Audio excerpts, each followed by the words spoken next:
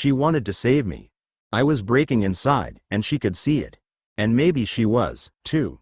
Like Carla and every other soldier I knew, I joked and laughed about things that made other less wounded hearts weep, and I'd learned to harden myself against loss and death. I look back now, and the past is a slaughter. Almost everyone I've ever loved is dead. And the only way to live with the constant cull of what you love is to take a little of that cold grave into yourself, every time. When she left, I let my eyes drift into the maze of leaves that only trees understand. Hatred has its gravitational web, locking stray specks of confusion into spirals of violence. I had my own reasons to hate the acid throwers, if I wanted to hate them, and I wasn't immune to the tremble in the web. But it wasn't hatred that I tried to clean off myself, in that forest, on the mountain. It was a shame I didn't create, but didn't stop. Sometimes, for some reason, I couldn't stop it, or I didn't stop it. Sometimes, for some reason, I was a part of something wrong, before I knew that I wasn't right anymore. In the forest, alone, I forgave what was done to me. In the kneeling place within my own faults, I forgave them for what they did, and hoped that someone, somewhere, would forgive me. And the wind in lavish leaves said, "Surrender. One is all, and all is one. Surrender." Chapter 79. Faith is honesty inside, a renegade priest once said to me. So, fill up whenever you can, son. Faithful students of the mystic teacher Idris, hoping that the exchange with his inquisitors would fill them with wisdom, gathered on the white stone mesa in late afternoon sunlight. Some unfaithful observers gathered as well. A few followers of the great sages, who were hoping to see Idris, the arrogantly humble thinker, tumble from a cliff of contumacy. Faith is also its own challenge, like sincerity, and purity draws swords in fearful hearts. Didier, faithful to his own pleasures, found a hammock strung between trees, and wrestled with the alligator of knotted rope for a while, hoping to find a way to stay on it beneath a shady tree for the duration of the discourse. Carla wouldn't let him. "If you miss this," she said, pulling his jacket, "I won't be able to talk to you about it." "So you can't miss it." She put our group together with a view of the questioning faces and the interrogated sage. The spectators had made an arena of cushions, arranged around the pagoda close enough to hear every inflection or inference. Expectation, the ghost of reputation, moved through the crowd as students swapped stories about the legendary sages who'd challenged Idris. The holy men emerged from the largest cave, where they'd meditated together in preparation for the thought contest. They were senior gurus with their own followings, the youngest of them 35, and the eldest perhaps 70, a few years younger than Idris. They were dressed in identical white dhoti garments, wrapped luxuriously about their skin, and wore Rudraksha beads in chains around their necks. The beads were reputed to have significant spiritual powers to detect positive and negative substances. As legend has it, Rudraksha beads held over a pure substance rotate in a clockwise direction, and in an anti-clockwise direction over negative substances, which is one of the reasons why no guru is far from a high-quality strand. They also wore rings and amulets to maximize the power of friendly planets in their astrological charts, and minimize the harm of unfriendly spheres, far away, but never powerless. The students had whispered that we were forbidden from speaking the names of the famous sages, because they wanted their challenge to Idris to remain anonymous, out of modesty. In my mind, as I saw them walk out to take their places on the large cushions, with students throwing rose petals in their path, I called them grumpy, for the youngest one, doubtful, for the next, ambitious for the third, and let me see for the eldest in the group, who was the quickest to find his seat, and the first to reach for a lime juice and a piece of fresh papaya. "How long will this take?" Vincent whispered. "Okay," Carla said, holding frustration at bay with very tight lips. "Do you want to spend 7 years studying philosophy, and theology, and cosmology, Vincent?" "I'm gonna say no," he replied, uncertainly. "Do you want to sound to Ranve like you've done 7 years of study?" "I'm gonna say yes." "Good, then be quiet, and listen. These challenges to Idris only happen once a year or so, and this is my first. It's a chance to get all of it in one shot, and I'm gonna hear it, from start to finish." "Will there be an intermission?" Didier asked. Idris knelt at the feet of each sage, eldest to youngest, and took their blessings before he took the small stage, settled himself, and greeted the assembly. "Let us smoke," he suggested gently. "Before we begin." Students brought a large hookah pipe into the pagoda, and gave a smoking hose to each of the sages. The longest hose reached to Idris, who puffed the bowl alight. Now, he said, when all had smoked, including Didier, who kept pace with the holy men on a finely tapered joint. Please, challenge me with your questions. The sages looked at Let Me See, offering him the first assail. The elderly sage smiled, drew a breath, and waded into the shallows to skip a semantic stone across the water. What is God? Let Me See asked. God is the perfect expression of all the positive characteristics, Idris answered. Only the positive characteristics? Exclusively. Can God not do evil, then, or commit sin? Let Me See asked. Of course not. Are you suggesting that God can commit suicide, or lie to an innocent heart? There was a conference among the holy men. I could see their problem. Gods in all ages, according to many sacred texts, kill human beings. Some gods torture human souls eternally or permit it. Idris's version of a god incapable of evil was difficult to reconcile with some of the great books of faith. The conference broke up, with the baton still in Let Me See's hands. And what is life, great sage? Let Me See asked. Life is an organic expression of the tendency toward complexity. But are you saying that life was created by the divine, or that it created itself? Life on this planet began from the strangely improbable but perfectly natural cooperation of inorganic elements in alkaline vents under the seas, leading to the first bacterial cells. That process is both self-creating and divine at the same time. You are speaking science, great sage? Science is a spiritual language and one of the most spiritual pursuits. And what is love, great sage? Love is intimate connection. I was speaking about the purest form of love, great sage, Let Me See replied. As was I, great sage, Idris answered. A scientist applying her talents, trying to find a cure for a disease, is making an intimate connection and is flooded with love. Walking a dog that trusts you through a meadow is an intimate connection. Opening your heart to the divine, in prayer, is an intimate connection.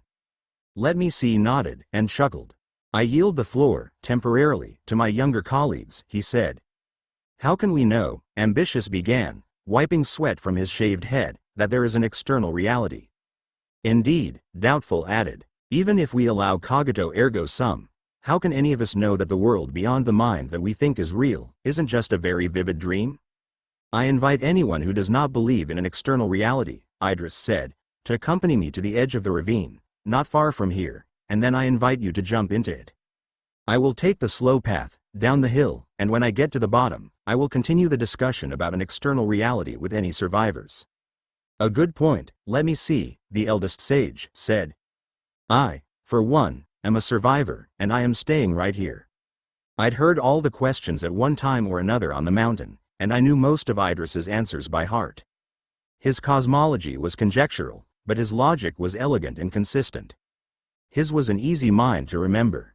Free Will, Grumpy, the youngest of them, said, Where do you stand, Idris? Beyond the four physical forces, and matter, space and time, there are two great spiritual energies in the universe, Idris said. The first of those energies is the divine source of all things, which is continually expressed since the birth of the universe as a spiritual tendency field, something like a magnetic field of darker energy. The second invisible energy is will, wherever it arises in the universe. What is the purpose of this tendency field? Grumpy asked. Its purpose is indeterminable at this point in our awareness. But, as with energy, we know what it does, and how to use it, even though we don't know what it is. But what is its value, sage? Grumpy asked. Its value is inestimable, Idris smiled. The connection between the spiritual tendency field and our human will is the purpose of life at our level. Idris waved for a new hookah pipe, and Silvano brought it to the pagoda. The Italian acolyte had left his rifle outside the arena, but still moved his elbow as he bent to place the pipe, as if expecting the invisible weapon to fall from its sling. Okay, Vincent said, whispering to Carla. Like, I didn't get any of that. You're kidding, Stuart, right? Like, nada. Man, Vincent whispered. I hope the whole show's not as brainiac as that part. How much did you follow? Carla looked at him compassionately. One of the things she loved most in the world, maybe the thing she did love most in the world, was a foreign language to him. Why don't you let me dial it down from 10 for you? Carla suggested, her hand on his arm, and give you the t-shirt version? Till you get on your feet. Wow, Vincent whispered back. Would you really do that? Carla smiled at him, then looked at me. Can you believe how cool this is? She asked. Oh, yeah, I smiled back. I told you we had to come up here. Idris and the other sages emptied the burning inspiration from the bowl, and turned again to burning questions. How so, Master Ji? Doubtful asked quickly. How can the connection to this tendency field, or to the divine, explain the meaning of life? The question is invalid, Idris said softly, being kind to a colleague who was also pursuing a truth worthy of penance. Meaning is not an attribute of life. Meaning is an attribute of will. Purpose is an attribute of life. The sages conferred again, leaning toward Let Me See, who was facing Idris directly. They shoved angels from the head of a pin, one by one, deciding which portion of the tiny dome would give them best purchase. Idris sighed, looking out at the faces of the students, dressed in white, a magnolia circle of fascination. The tallest trees braved the departing sun, shielding the holy men with shade. So, Vincent began to ask. Meaning of life, wrong question, Carla said. Purpose of life, right question. Wow, Vincent said. So, that's like 2 questions. The sages drew apart. Doubtful cleared his throat. Are you speaking of connecting with the divine, or with other living creatures? Every true connection, honest and free, no matter where it occurs, with a flower or a saint, is a connection to the divine, because every sincere connection automatically connects the connectors to the spiritual tendency field. But how can one know that one is connected? Doubtful asked doubtfully. Idris frowned, lowering his eyes, unable to suppress the sadness he saw waving from a lonely shore of Doubtful's devotion. He looked up again, smiling at Doubtful kindly. The tendency field affirms it, Idris said. How? Sincere penance, such as kindness or compassion, connects us to the tendency field, Idris said. The tendency field always responds, sometimes with a message from a dragonfly, sometimes with the granting of a fervent wish, and sometimes with the kindness of a stranger. The sages conferred again. Vincent used the break in the discourse to throw his arm around my shoulder and pull me into his confusion. He leaned us in to whisper to Carla, but she didn't let him start. The force is always with you, if you give up force, Carla said. Oh. The sages coughed their way back into the debate politely. You seek to wrap meaning up in a conundrum of intention, Grumpy replied. But are we really free in what we decide, or are we determined by divine knowledge of all that we do? Are we victims of God? Idris laughed. Is that what you're suggesting? Then why give us free will? To torment us? Is that what you really want me to believe? Our will exists to ask questions of God, not just beg for answers. I want to know what you believe, Master Idris. What I believe, great sage, or what I know. What you fervently believe, Grumpy replied. Very well. I believe that the source that birthed our universe came with us into this reality as a spiritual tendency field. I believe that will, our human will, is in a constant state of superposition, interacting with, and not interacting with the spiritual tendency field, like the photons of light from which it's made. The sages conferred again, and Vincent almost asked what was going on. The force is actually you, Carla whispered in summary, if you're humble enough for it. You are basing very much of what you say on the possibility of choice, Master Ji, Ambitious said. But many of the choices we make are trivial. There is no such thing as a trivial choice, Idris said. That is why so many powerful people try to influence all of our choices. If it were a trivial thing, they would not bother. You know the things of which I speak, Master Ji, Ambitious said, a little irritated. There are 1,000 trivial choices that we make every day. Choice cannot be such an important factor, as you suggest, when so much of it is of trifling importance, or made without spiritual thinking. I repeat, Idris smiled patiently, there is no such thing as a trivial choice. Every choice is significant, no matter how unconsciously made. The choices we make, every time we make them, collapse the superposition that we call human life into one reality or another, and one perception or another, and that decision has minute or great but nonetheless eternal effects on the timeline. You call that power? Ambitious challenged. This is energy, Idris corrected.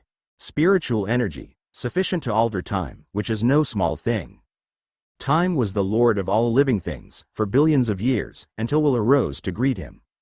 Let Me See called the sages to confer.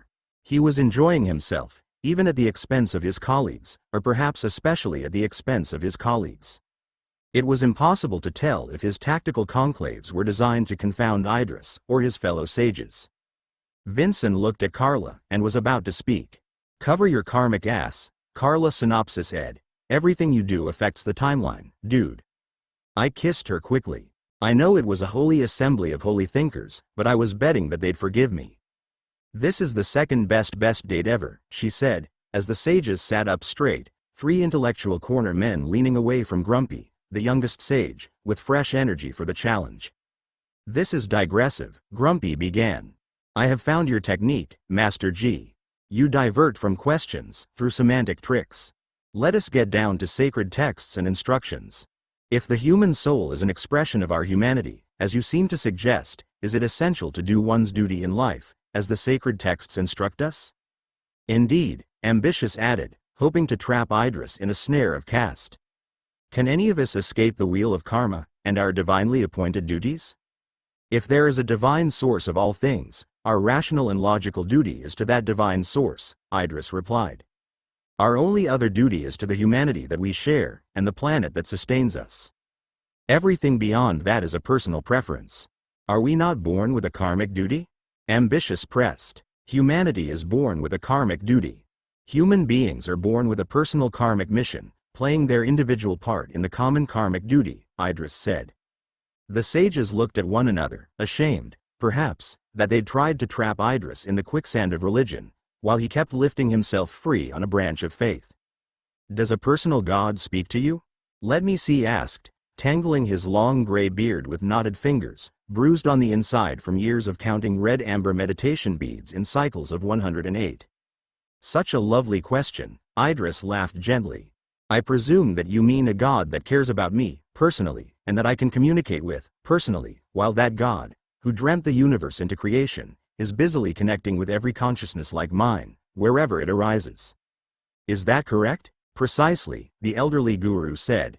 Idris laughed to himself. "What's the question?" Vincent asked. "Does God walk the talk?"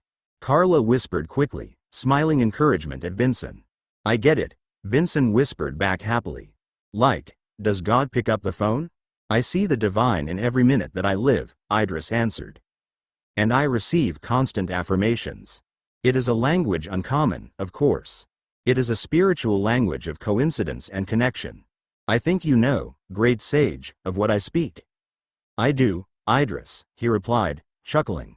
"I do. Can you give an example?" "Every peaceful encounter with nature," Idris said, "is a natural conversation with the divine, which is why it is advisable to live as near to nature as you can." "A fine example, great sage," Let Me See replied. "Extending your heart to put the light of affection in the eyes of a new friend is a conversation with the divine," Idris said. "Honest meditation is the same conversation." "You were imprecise before, Idris," he said. "Tell us, succinctly, what the meaning and purpose of life is." "There are 2 questions in your challenge, as I said before," Idris said. "And only one of them is a valid question. We have touched on this, and I still do not understand," Grumpy pouted. Without a fully conscious will to ask about the meaning of anything, Idris answered patiently, "The question is not just meaningless, but impossible." "But surely, Master G, this human will that you champion cannot be meaning in and of itself?" Doubtful asked, frowning hard. "I repeat, the question what is the meaning of life, is an invalid question. Meaning is a property that emerges when a fully sentient will exists to collapse the superposition state of possibilities, by making freely willed choices, and asking freely willed questions." There was a pause, and I was glad, because I knew that if Vincent disturbed her concentration at that moment, Carla might shoot him, after the debate. "Asking the question is the meaning," I whispered to him. "Thanks," Carla whispered, leaning against me. "Meaning is an attribute of will," Idris continued. "The valid question is what is the purpose of life?" "Very well," Let Me See said, chuckling, "what is the purpose of life?" "The purpose of life is to express the set of positive characteristics to the most sophisticated degree that you can, by connecting with pure intention to others, and our planet, and to the divine source of all things." "How do you define these positive characteristics, Master G?" Doubtful asked. "In which sacred texts can we find them?" The set of positive characteristics is found everywhere, in every place where people live humanely with one another. Life, consciousness, freedom, love, justice, fairness, honesty, mercy, affinity, courage, generosity, compassion, forgiveness, empathy, and many beautiful others. They are always the same, everywhere that kind hearts survive to preserve them. But what specific sacred texts do you refer to in your analysis, Master G? Our common humanity is the sacred text of the peaceful human heart, Idris said. And we have only just begun to write it. And how does the expression of these positive characteristics lead us to purpose? Ambitious challenge. We humans are born with the capacity to accumulate non-evolutionary knowledge, and the capacity to shape our behavior as animals, Idris said, reaching for a glass of water. Which are very difficult things for other animals to do, but are very easy for us, thanks to the divine. Can you be specific about this non-evolutionary knowledge, Master G? Doubtful asked. This is a term I am not familiar with. Things that we know, that we don't have to know, in order to survive. Extra knowledge, about everything. We know things, Ambitious said. That is hardly a revelation. And we can shape our behavior. Where do you see purpose in this, Master G? Without either one of those things, Idris continued, we could not claim to have a destiny. But with both of them in place, the fact of our destiny is undeniable. How, Master G? We are not apes forever. We can change ourselves. We are changing, all the time. We will discover most of the laws of everything, and we will control our evolution. That is destiny controlling DNA, rather than DNA controlling destiny, as it did forever, until now. Can you define destiny? Ambitious demanded. Destiny is the treasure we find in the awareness of death.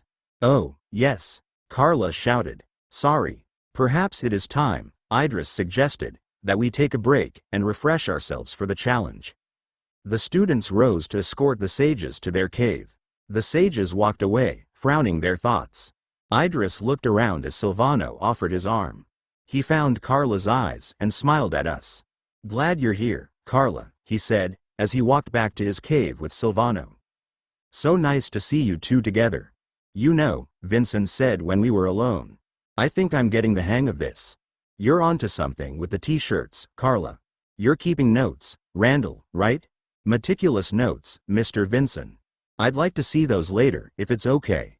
Me too, Carla said. Me three, I agreed. I'm so happy we have that settled, Didier said. Now, will someone please open the bar?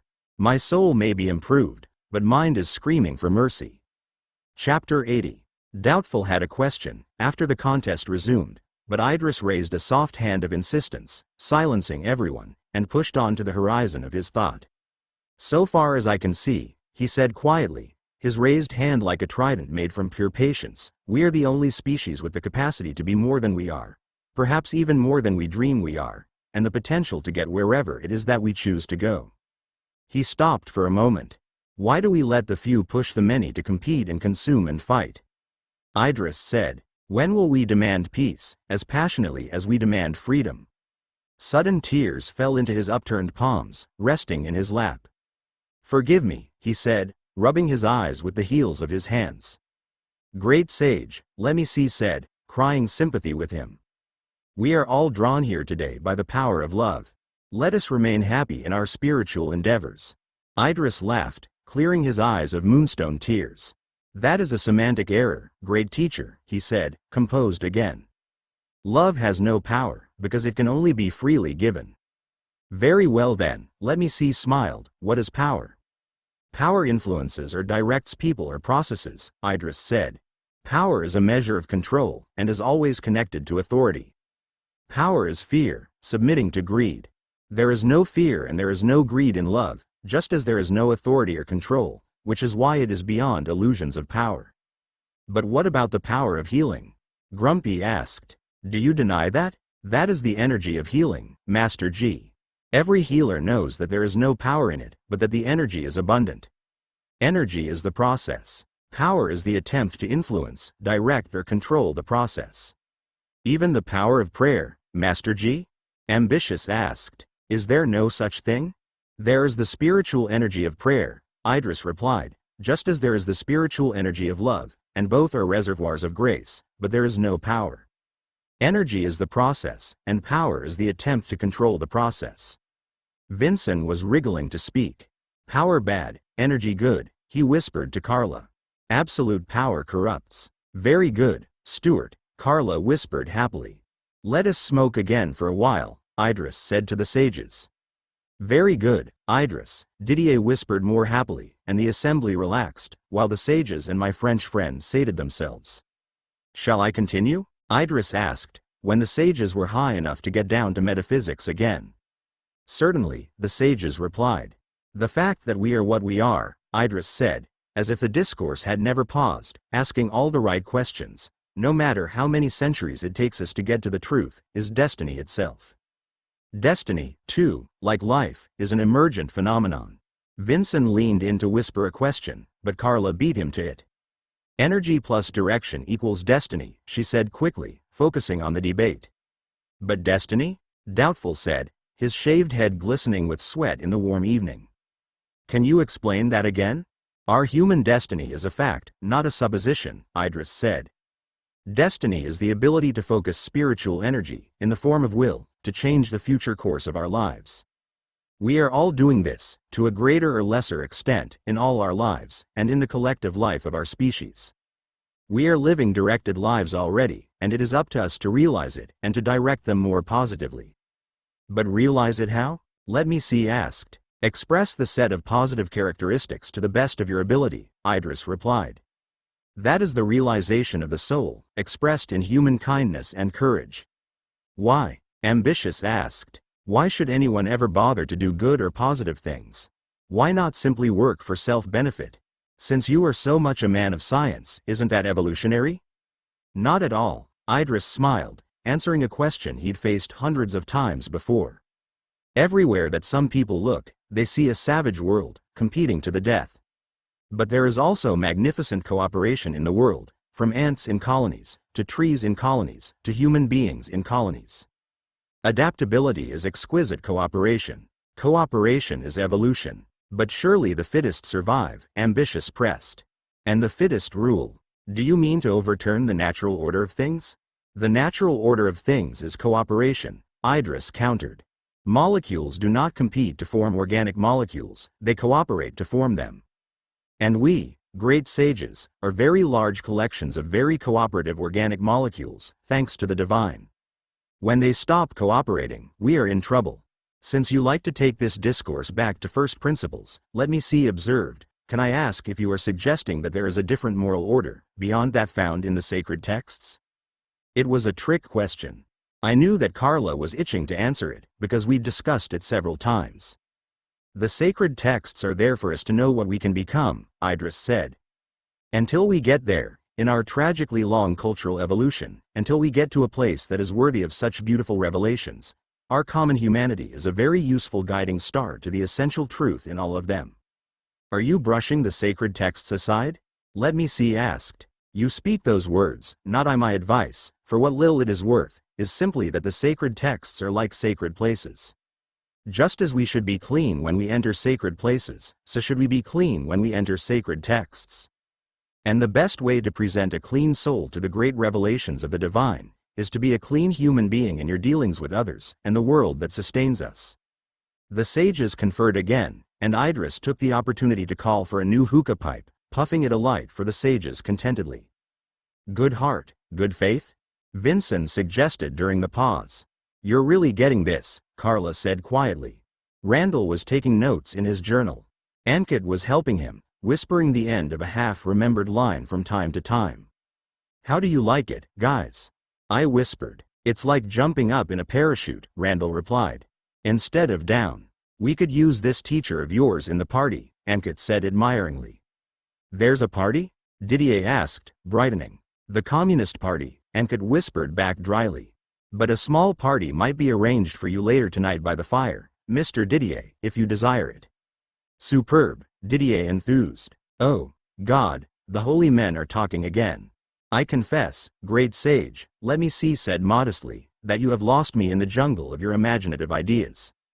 Yes, Doubtful added, I am also lagging behind, because your discourse on spiritual matters does not employ the usual spiritual language, Master Idris. Everything is a spiritual language, noble thinker, but simply on a higher or lower frequency of connection, Idris replied. This discourse that we share is but one of many. How can there be more than one spiritual language? Doubtful asked. If there is a God, and a spiritual language that connects us to God, then by definition it is the only language of purpose, simply expressed in different ways. Even in negative ways? Grumpy asked, waking to the theme. Wouldn't you prefer to concentrate on the higher spiritual language, as we have done so far, and not on the lower? Idris lamented. Do you not have examples, then? Ambitious asked. Much of the human world is an example, Idris said, his face somber. Then it should not be a problem for you to provide spiritual languages other than our own, Ambitious retorted. Idris settled into a patient understanding of the younger man, and took a forgiving breath. Very well, he said, let us walk in the dark, for a while. He sipped at his lime juice, and began his answer to the challenge. Exploitation is the spiritual language of profit, Idris began sadly. The students, who'd heard Idris riff before, were already beginning to nod their heads in time to his ontological poetry. Oppression is the spiritual language of tyranny, Idris said. The students began to mumble, wakening to Idris's chant. Hypocrisy is the spiritual language of greed, Idris continued. Ruthlessness is the spiritual language of power, and bigotry is the spiritual language of fear. Are you taking notes, Randall? I asked, as Idris took a breath. Aye, sir, he replied. Violence is the spiritual language of hate, Idris said, and arrogance is the spiritual language of vanity. Idris. Several students called out. Wait, Idris requested, his gentle hands parting the waters of interjection. We are gathered here in the quest for understanding. Please, dear students and guests, do not call out in the presence of these great sages, even though I have encouraged you to call out freely in our discussions. Your wish, Master G. Ankit called out in an unexpectedly commanding tone, his finger to his lips as he scanned the crowd, and all was silent again. May I ask you to travel with me on a path of higher spiritual languages, great sages? Idris asked. Certainly, let me see said. With what examples, Master G? Doubtful asked. I invite you to give them to me, great sage, Idris replied. Because I would love to see what happy birds fly from your mind. This is another trick, Ambitious interjected. You have prepared your responses in advance, have you not? Of course, Idris laughed softly. And memorized them, haven't you? Once again I remind you, Master G, that you are the answer on this occasion, and we are the question, Ambitious said, retiring behind a reputation barricade. Good, Idris said, his back straight. Are you ready for my response? We are ready, great sage, let me see replied. Emotion is the spiritual language of music, Idris said, and sensualism is the spiritual language of dance. Idris paused, waiting for comment, and then continued. Birds are the spiritual language of the sky, Idris said, and trees are the spiritual language of the earth. He paused again, as if listening. I think I died, Carla whispered, and went to smartass heaven. Generosity is the spiritual language of love, humility is the spiritual language of honor, and devotion is the spiritual language of faith. Many of the students had seen Idris face the fire before. And loving him as they did, they were joining with him innocently. Not willing him to win, but willing him toward truth, no matter who uttered it in the seance. Truth is the spiritual language of trust, and irony is the spiritual language of coincidence. Students swayed in place, obeying the silence.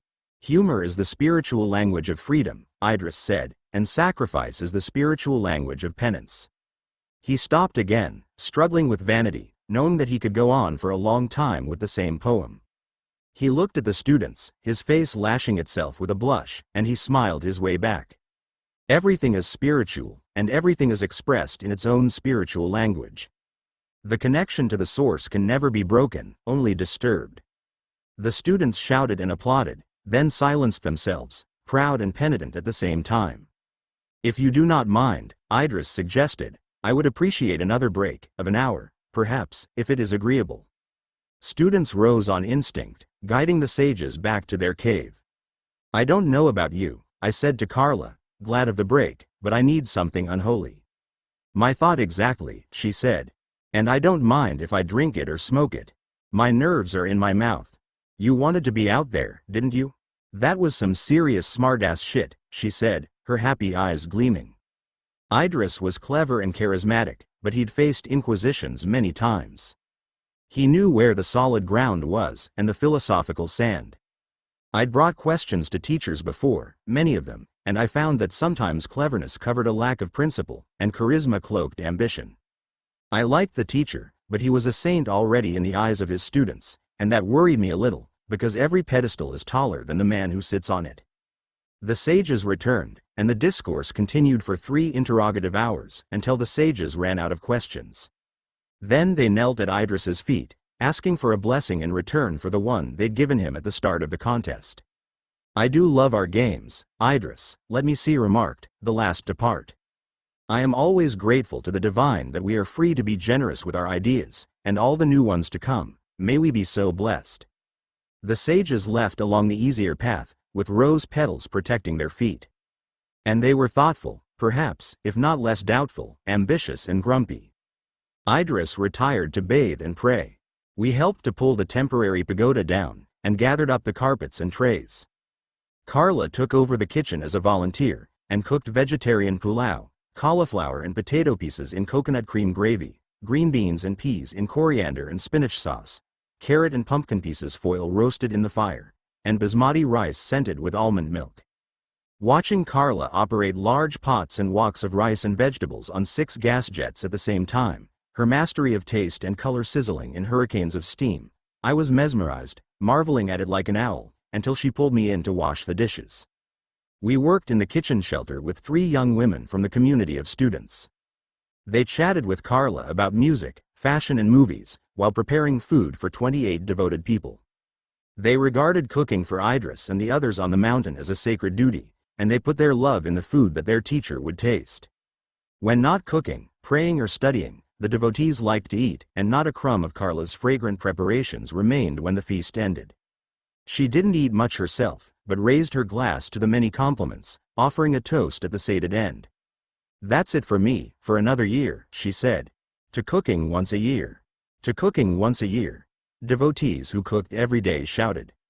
When all was stacked in gleaming towers, and most of the devotees left the camp or went to sleep, the mountain sinners sat around the fire.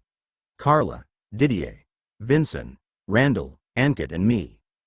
Didier suggested a suggestive game, where anyone who inadvertently said a suggestive word in the conversation had to take a drink. His theory was that the one who was most obsessed with sex would get drunk the fastest, and then we'd all know. I already knew that it was Didier, who was also, as it happens, almost immune to alcohol. Carla knew it, too, and redirected the conversation. How about this, guys, she suggested, standing to leave. Why don't you tell each other the true story of why you're sitting here, and not sitting somewhere else, with the love of your life? Ronvagues in an ashram, Vincent began without help. And it's my fault. I love her so much that I think I made her, like, holy, you know? And I don't think there's a reverse exorcism for that. I know exactly what you mean, Randall averred. But I wish I didn't. Carla and I said goodnight. I grabbed one of the rolls of carpet, a canvas sheet, a coil of rope, and my backpack of essential supplies. Carla carried 2 blankets and her own bag of indispensables. We walked by torchlight to the knoll, scaring ourselves with leaping shadows when the path turned suddenly. You almost shot that shadow, didn't you? I asked. Tucked in beside her on the narrow path, the torch in her hand throwing circles of coherence on the dark canvas of night's forest. You're the one who reached for a knife, she said, cuddling close. I used the rope to set up a fairly decent shelter.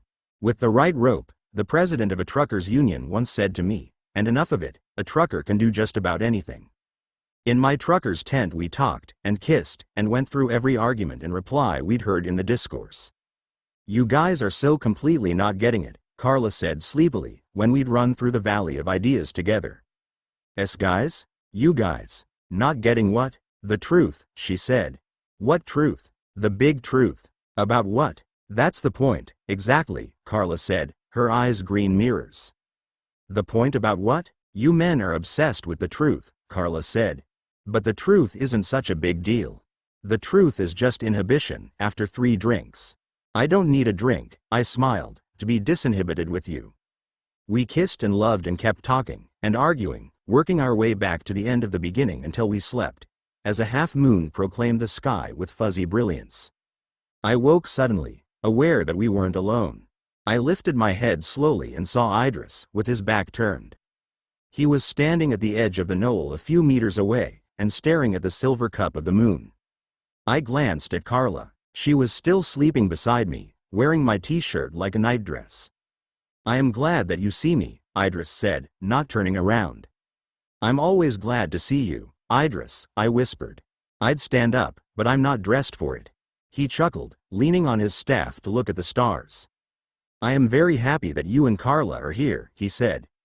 And I want you to understand that you're welcome to stay, for as long as it pleases you to remain. Thank you, I said. Carla woke beside me, and saw Idris. Idris, she said, sitting up. Please, sit and be comfortable. I am always comfortable, Carla, wherever I am, he said cheerfully, still not turning to face us. And, I suspect that this is true for both of you as well, isn't it? Can we offer you something? Carla asked, rubbing her eyes awake. Some water or juice? In offering something to me with those words, Idris said, I am nourished already. We'll get dressed, and join you, I suggested. I can make you a cup of tea by the fire. I will leave, in a minute or two, he replied. But there is something that I must tell you both, and my mind will not allow me to ignore it, so I must apologize for the intrusion. We're the intruders, Carla said. He laughed again. Did you wish that you were beside me today, Carla, he said, when I was facing the Inquisitors? I did, Idris, she laughed. Pencil me in, next time. Done, he replied, already leaving us in his mind. Are you two ready to receive my instruction? Yes, Carla whispered uncertainly. You must renounce violence, both of you, and do whatever it takes to live peacefully. It's hard to be nonviolent in a violent world, Idris, Carla said. Violence, tyranny, oppression, injustice, these are all mountains on the topography of life's journey, Idris said. Life is an encounter with those mountains. The safest way to pass beyond the mountain is to walk around it. But if you choose that path, it becomes the whole of your life, because walking around becomes a circle that never stops, and one of those mountains becomes your destiny. The only way onwards, to something else beyond the circle, and to see clearly enough to avoid new mountains, is to climb the mountain and cross it from the peak. But the thing about a mountain is that no part of the climb is less dangerous than the part you just completed. Which means? I asked. I worry about you both, he said. I worry about you often. The view from the top, after the dangerous climb, is something you can't have if you take the safer path within the circle, but it has great risks. And you must rely on each other and help each other more than ever before. You are already climbing through the mountain shadow, both of you. Have you climbed all your mountains, Idris? Carla asked. I was married once, he said softly and slowly. A long time ago. And my wife, may her soul know happiness, was a constant companion in the spiritual search, as you are for one another. I would be nothing, without all the many things we learned together. And now I climb through the mountain shadow alone. You're never alone, Idris, Carla said. Everyone who knows you carries you inside.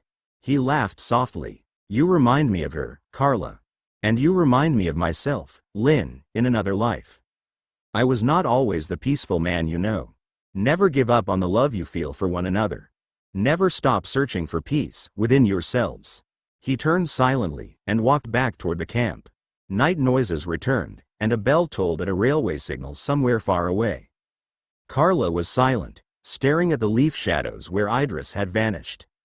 We've got some stuff to work out, you and me, if we're gonna get this right, she said, looking back at me, her eyes green moonlight. And I want to get this right, for once, with you. I thought we already had it pretty right. We just got started, she smiled, stretching sleepily and snuggling in beside me. Couple of months up here, like this, we'll work all the kinks in just right. She pulled away from me suddenly, and fetched around among her things until she found the letter she'd been holding for me. This is the right time for a mountain shadow letter, if ever there was, she said, giving me the letter and cuddling in beside me again. She yawned, gorgeously, closed her eyes, and slept. I opened the single-page letter. It was from Gemini George. I read it by the light of the torch. Hey, mate, Gemini here. Letting you know that me and Scorpio haven't found the guru that cursed him yet, but we're still on the trail. We was in Karnataka, on a mountain, then Bengal, and somewhere in between I got sick, mate, and I'm not feeling too good, but I can't let Scorpio down, so we'll keep on searching. I just wanted someone who cares about me to know that I don't have no regrets if I don't come back, because I love my life, and I love my friend Scorpio. Yours sincerely, Gemini. I put the letter away, and held Carla close until she slept deeply in my arms, but it took me a while to find sleep.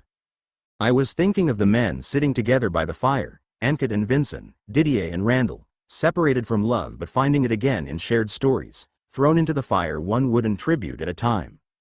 I thought of Abdullah, who never lost his faith in anything, but was almost always alone. I saw Vikram in a dark lane of memory, as alone in death as he was in the half-life of addiction. I thought of Naveen, knowing that he was in love with Diva Devnani, but that he was staring at her through a wall of thorns called polite society. I thought of Ahmed, of the House of Style, who told me once, during a very close shave, that he'd loved the same young woman passionately all his life, though both his family and hers had torn them apart, and he hadn't seen her since he was 19 years old. I thought of Idris, alone, and Kaderbai alone, and Tariq alone, and Nazir alone, and Kavita, alone without Lisa, and all the others who were living and dying alone, but always in love, or believing in love. The wonder isn't that love finds us, as strange and fated and mystical as that is. The wonder is that even when we never find it, even when love waits in the wings of dream too long, even when love doesn't knock on the door, or leave messages, or put flowers in our hands, so many of us never stop believing in love. Lovers, too happy loving, don't need to believe. Lives unloved that never stop believing are saints of affection, keeping love itself alive in gardens of faith. I looked at Carla, breathing into my chest. She flinched in the corner of a dream.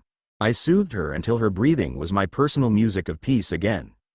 And I thanked whatever fate or stars or mistakes or good deeds gave me that beautiful peace, when she was with me. And I slept, at last, and the half-moon, a silver chalice, showered stars on our dreams of the mountain shadow. Chapter 81. The mountain made its own place in time, marked by rituals and sunsets, meals and meditations, fires, penance, prayers and laughter. One by one our crew of friends left the teacher's mesa, and finally only Carla and I remained with Idris, Silvano and a few students. And she'd been right to ask for the time away from the city. Simplified living, strangely enough, added new complexities to our relationship, and the splinters of city life were slowly blunted on the handle of understanding. We talked for hours every day and night, visiting the past while the present escaped us. He saved me, Carla said one day, weeks into the stay, when the conversation drifted into the Kaderbai years. You met him on the plane, when you were on the run. I did. I was a mess. I'd killed a man, a rapist, my rapist, and even though I knew I'd do it again if I had to, I was a mess. I made it to the airport, and I bought a ticket and got on the plane, but I fell apart in the air, 5 miles above the earth. Kaderbai was sitting beside me. He had a return ticket to Bombay, and I had a one-way ticket. He talked to me, and when the plane landed he brought me here, to the mountain. And I went to work for him the next day. You loved him, I said, because I'd loved him. Yes. I didn't like him, and I told him that, and I didn't agree with his way of doing things, but I loved him. For better or worse, he was a force in the city, and in all of our lives. He used me, she said. And I let him. And I used people that he asked me to use. I used you, for him. But I don't feel anything but love for him when I think of him. Is it the same for you? It is. I still feel him sometimes, standing beside me, when things get bad. Me, too, I said. Me, too. Carla and I enjoyed the time on the holy mountain, but we still liked to stay in touch with the unholy city. A newspaper made its way up the mountain once a week, and occasional visitors brought news of friends and foes, but our best updates came from the young Ronin, Jagat, who was running my Bing for me while I was on the mountain. Jagat met us in the car park beneath the caves, every 2 weeks. The news that he brought from the city always made us feel good about the steep climb back to the peak. Politicians and other fanatics, Jagat reported, were doing their best to ensure that cooperation was impossible, especially among friends. In some areas, plastic barricades had begun to segregate neighbors and neighborhoods, sometimes on nothing more than food preferences, breaking the shell of tolerance. In streets and slums and working places across the city, people of every inclination got along well and did good work. But in political party offices, those elected to represent the people put up fences between the people wherever friendship threatened political war. And people rallied blindly on both sides of the line, forgetting that barricades only ever separate armies of the poor. Vishnu completed his purge, and the fully Hindu 307 company was blessed by holy men, in Vishnu's new mansion on Carmichael Road, not far from the art gallery that Carla had abandoned to Taj, but much deeper in the deep pocket belt of Bombay's elite. A lavish housewarming party warmed the frosty noses of local snobs, Jagat said, and some of the movie star guests remained regular visitors to Vishnu's excess. Vishnu put up the money for a really big Hindi picture, Jagat said. They're shooting it in Bulgaria or Australia. One of those foreign places. His photo was in all the papers, at the big shot party, when they announced the new movie. And nobody moved to arrest him for killing the Afghan guards, killing Nazir and Tariq, and starting the fire that ate Qadarbai's house, and a portion of the city? No witnesses, Baba dude. Charges dropped. The assistant commissioner was at the party to announce the new movie. The hero of the movie is a rough and ready cop, based on the assistant commissioner dude himself, and how tough he was on crime and criminals, and how many of them he killed in encounters. And Vishnu is paying for it. I don't get it, man. It's like robbing your own bank, somehow. I hear you, I said. Funny guys, Carla laughed. How many bodyguards did Vishnu have with him? 4, I think, Jagat said. About the same as the assistant commissioner. Why the bodyguard question? I asked her. It's the inverse fair law. The more bodyguards, the less integrity. And the cycle killers have totally changed their image, Jagat replied, shaking his head. They got a complete new look. Recycled killers, Carla said. How's the new look? Well, I guess you can say it's better than the old look. They wear white slacks and peppermint-colored shirts. All of them? Yeah. They're heroes, now. Heroes? I doubt it. I'm not kidding. People love those guys. Even my girlfriend bought me a peppermint shirt. Cycle killers in jeeps, huh? In jeeps, with chrome bicycles attached on the roll bars. And they don't kill people anymore? No, they're called No Problem now. No Problem? Carla asked, intrigued. Yeah. That's like calling yourself okay, I said. Everybody says no problem every 3 minutes, in India. People say no problem even when there is a problem. Exactly, Jagat replied. It's brilliant. No problem too big, or too small. No problem. You're kidding me, Jagat. No way, Baba dude, he insisted. I swear. And it's working. People are asking them to negotiate for the release of kidnapped victims, and such. They got a kidnapped millionaire free last week, and the only fingers he had left were on his left hand. Those fingers were on the line, too, until No Problem got on the case. People are asking them to fix building and construction problems that have tied up crores of rupees for years, man. They're working shit out, for anyone who pays them. Nice, Carla said. I said, not easy with what I'd heard. Backstreet, Main Street and Wall Street are the 3 big streets in every city, and none of them play well together on the shallower edges of tangled banks. The streets are apart, and false distinctions keep them apart, because whenever they intersect eyes find love, and minds see injustice, and the truth sets them free. Power, in any street, has a lot to lose from free minds and hearts, because power is the opposite of freedom. As one of the powerless, I prefer the backstreet guys to stay out of Main Street, the cops to fund their own movies, and the Wall Street guys to stay out of everything, until all the streets become one street. I had to pull my thoughts away. I knew that every hour Jagat spent with us added traffic to his ride back to the city. Carla, thinking with me perhaps, brought me back. Have you been checking on Didier for us? Carla asked the young Ronan. Juror, the young street soldier said, spitting. He still hangs out at Leopold's, and he's fine. Hey, those Zodiac guys, he said, the millionaires, they're back in town. Where? The Mahesh, man, he said. I can't check on anyone inside that place. Not born with the right barcode to get past that scanner, you know. If you find anything out, let me know. Sure. Hey, you know why people looked after those 2 foreigners so much when they lived on the street? He asked thoughtfully. They're very nice guys? I suggested. Apart from that, he said, his foot making a pattern of swirls in the dust at our feet. Please, tell us, Carla urged, always drawn to the sun inside. They were called the Zodiac George, he said. That's why. In India, I mean, it's like a really big deal, you know? It's like calling yourself Karma, or something. Everywhere they went, they carried the Zodiac with them, in their names. When you fed them, you fed the Zodiac. When you offered them a safe place, you offered safety to the Zodiac. When you protected them from bullies, you protected the Zodiac from negative energies. And making offerings to the planets that guide us and mess us up is, like, really important. There's a lot of people out there, Baba dude, who miss the chance to offer something to the Zodiac guys, now that they're so rich they don't need it. India. Time measured in coincidence, and the logic of contradiction. Jagat pushed me off a perch of equilibrium I thought I'd claimed in India. But that shock happened almost every day, and shook the branch every time. The world I was living in, and not born into, rained strange flowers from every tree that gave me shelter. That's a lovely story, Jagat, Carla said. It is? He asked, shyness hiding in a frown. Yes, thank you for sharing it. Jagat, whose name means the world, blushed and looked away, instinctively reaching for the handle of the knife in his belt. Hey, listen, man, he said, turning back to me, his scarred young face telling the same stories every time someone looked at him. I don't feel right, taking all the money from your operation. You're doing all the work, I said. Why shouldn't you take all the money? I'm the one who's in your debt, for keeping it running. I owe you significant on this, Jagat dude. Fuck you, man, he laughed.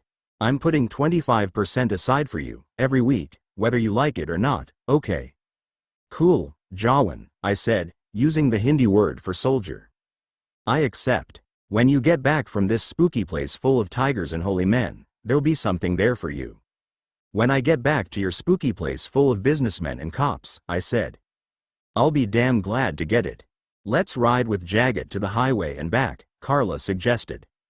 Good idea. Want some company, Jagat, or you want to go fast? Let's glide all the way down, Baba dude. Kruto. Carla said. What's this? Has Oleg been teaching you Russian? I asked, taking my bike off the stand. Sprosite Yego, she laughed. Which means, ask him. I will, I said, and she laughed harder. A motorcycle is jealous metal. A motorcycle that loves you always knows when you even think about another motorcycle. And when she knows, she won't start. And because I'd looked at Jagat's bike, my bike didn't start for me, even after 3 kicks. Jagat thumped his bike into slow staccato motorcycle music, the 350cc single-piston engine like a drum that gets you from place to place, so long as you let it play its own tune. I tried the kick-starter again, but all I got was a derisory cough. Carla leaned over, hugging the tank of my bike, her arms around one of the handlebars. A trip down the mountain and back again will be so good for you, baby, she said to the bike. Let's go for a ride. I kicked, and she started, jamming the throttle for a second, showing off. We rode with Jagat, coasting downhill side by side on the deserted forest road, to the beginning of the fiercely determined highway. We waved him away, and turned back. We rode through an evening forest, shifting from daytime daring to nighttime cunning. Birds were returning to roosts, insects were rising from slumber, and bats as wide as eagles were waking for the feast. We rode the long road to the caves as slowly as the bike would allow. We rode through soft wind in shadows, hiding and revealing the sky. The young night was clear. The first stars woke, rubbing their eyes. A leaf fire somewhere sent earth perfumes into the air. And we were 2 happy fugitives, together and free. Chapter 82. We reached the summit car park, happy and free, and found Concannon waiting for us. He was sitting on the trunk of the red Pontiac Laurentian, and wearing a white shirt. I wanted it to match the car. Hold on, baby, I said to Carla, sloping the bike to a stop. I spun the bike around, and sped down the hill a few hundred meters before stopping again.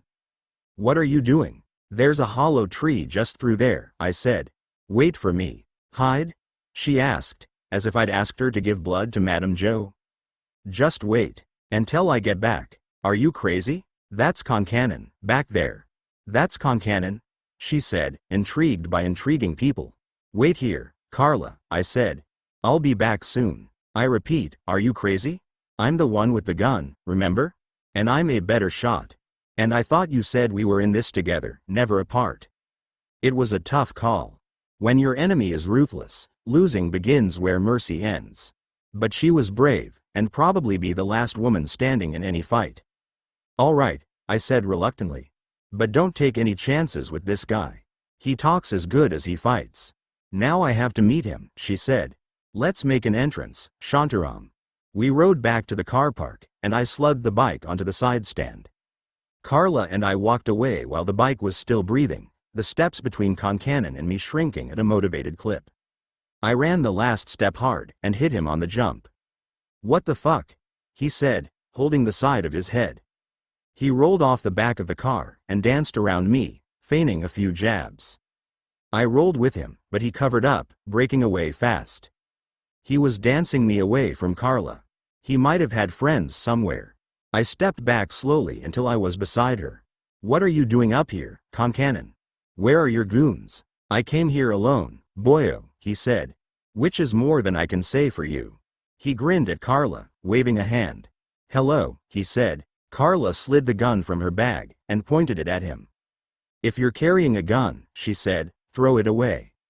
I never carry a gun, miss, Concannon replied. Good, because I always do. If you make a move, I'll hit you twice before you get halfway. Understood, he grinned. It's not very smart, coming up here, she said. There are tigers in this forest. That's a good way to get rid of a body. If I thought I could bend my knee, Concannon grinned, without your boyfriend kicking me in the undefended head, I'd do it, Miss Carla. It's an honor. Concannon's the name. My boyfriend got pretty upset, she said, when I burned your letter, and I wouldn't tell him what it said. I've been waiting for this chance, and I'm glad you gave it to me. Say it out loud, now, in front of him, if you've got the guts. Well, so it's the letter that's got you so upset, is it? No, I'll decline your invitation to repeat my indecent proposals in front of this convict. I don't think that would be wise. Like I thought, she smiled. You wrote it, but you haven't got the guts to say it. Did you not enjoy my little innuendos, then? Concannon asked. I thought they were quite inventive, myself. Shut up, I said. You see what I have to deal with? Concannon appealed to Carla. Shut up, Carla replied. Right now, you're dealing with both of us. And not doing so good. What do you want here? I came to tell your boyfriend something, Concannon said. If I sit up there on the car, like I was before, will you not let me speak?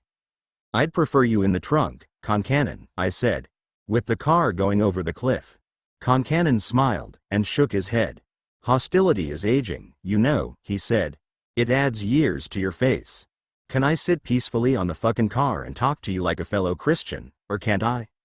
Sit, Carla said. Christian hands where I can see them. Concannon sat on the trunk of the car, his feet resting on the bumper. This would be a good time to talk your way out of this, Carla said. Concannon laughed, looking Carla up and down, and then looked at me, blue eyes still bright in the faint light of the car park. I didn't have nothing to do with Lisa, he said quickly. I never touched her. I only met her the once, well, the twice, I suppose you could say, but I liked her. She was a sweet thing. I'd never do anything like that. I only said it to get a rise out of you. I never touched her. And I never would've. It's not my way. I wanted to stop him. I wanted to lift the curse that someone had put on me with the mention of his name. It was bad. Everything connected to him was bad. Keep talking, Carla said. If I'd known what a sick thing Ranjit was, I'd have stopped him, Concannon said. I swear it. I would have killed him myself if I'd known what he was. His head was down. His guard was down. I wanted to run at him and push him backwards through whatever malevolent window he'd jemmied open. But Carla wanted to know everything. Keep talking, Carla continued. Tell us everything you know. I didn't find out until later, Concannon said. If I'd known before, there wouldn't have been any later. We got that. Go on, Carla said. I met that maniac, Ranjit, through the drugs. The high and mighty don't hesitate to come calling on my kind when they need drugs. When he told me he was buying stuff to put Lisa to sleep that night, I wanted to come along. Ranjit wanted the stuff so he could put her to sleep? Carla asked, too gently, it seemed to me. He did. Rohypnol tablets, he bought. I thought it was just a prank. He told me they were friends, and they were having a private party. But why did you tag along with him? To torment your boyfriend, Concannon said, pointing at me. That's why I sent the dirty little letter to you, and put my filthy mind in yours for a while, to torment this berserk convict motherfucker. Shut up, we both said. Well, you're a fine pair of holy hooligans. A perfect match. Why were you there, Concannon? Carla asked, the mention of his name pulling his blue eyes to her. I told you, he smiled. I knew that if Lynn, here, knew that I'd been in his home with his girl, while he was away, he'd be wilder than a stallion. Why did you want him wild? I did it to hurt him, because I knew that it would hurt that Iranian. Abdullah? Carla asked. I hadn't told her. I couldn't betray the glory that Abdullah was, by speaking the truth of what he'd allowed himself to become that night, with Concannon. We killed a few people together, Concannon replied casually. No big deal. But he went native on me, and it became a war between us. Your boyfriend here was just collateral damage. Okay, that's enough for me, I said. Have you ever tried anger management? Concannon asked. Go away, Concannon. I just ran out of shut up. Before you go, if we let you go, Carla said. Tell us what you know about Ranjit. I couldn't understand it. I didn't care about Ranjit, and I didn't want Lisa's name to slither from Concannon's serpent lips again, ever. Knowing what Concannon was capable of inflicting, knowing that his pedigree was approved by the Tuareg, I wanted him unconscious or gone. Don't play games with us, Concannon, I said. If you've got something to tell us, spit it out. I ran across Ranjit at a party in Goa. He was wearing a wig, as a disguise, but I knew it was him right away. Seeing as how he was a millionaire on the run and all, I thought he must have some money stashed away, so I got him wasted on cocaine and heroin, and persuaded him to take me back to his digs. Ranjit had a house in Goa? Carla asked. He was renting it, I think. A fine big place it was, though. A grand place. And all the while, I'm edging him toward the safe, wanting him to open it for me, when he suddenly opens it himself, and says, would you like to see a movie? Carla put her hand on my arm gently. What kind of movie? Sex tapes, it was, Concannon laughed. Although it was very one-sided sex. The girls were all drugged senseless, you see. He wore a shower cap and rubber gloves, leaving no trace of his sinfulness. He cleaned them and dressed them again, when he was done with them, and left them on his couch with a cozy blanket over their knees, so they woke up, and never even knew it happened. Ranjit did that? Yes, that he did, Concannon said.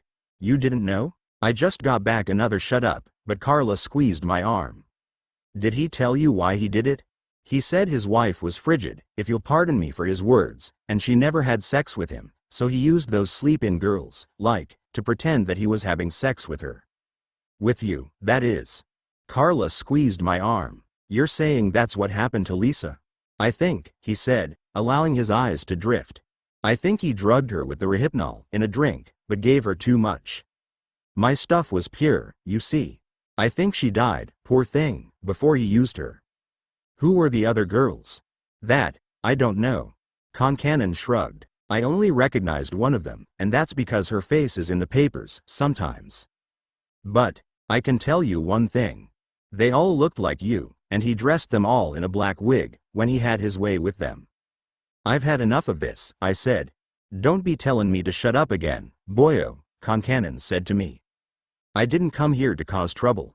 I'm sick of trouble, though I never thought I'd hear myself say it. I'm retired. This is a good place to make it permanent.